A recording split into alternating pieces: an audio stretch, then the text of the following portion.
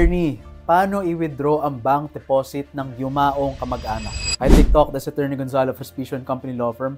Pag-usapan natin to. Ganito yan.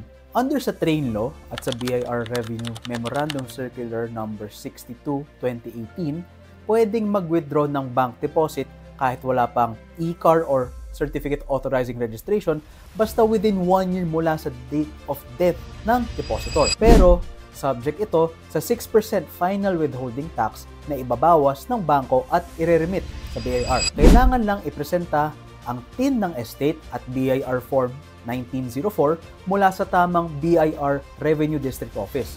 Karaniwan ding hinahanap ng bangko ang death certificate, valid IDs ng mga tagapagmana at proof of relationship tulad ng birth or marriage certificate. Ngayon, kung joint account ito, 6% lang ang tax sa share ng yumaong depositor. Magbibigay rin ang bangko ng BIR Form number 2306 bilang patunay na na-withhold ang buwis. However, depende sa bangko kung hihingi pa sila ng ibang dokumento bago nila i-allow ang withdrawal.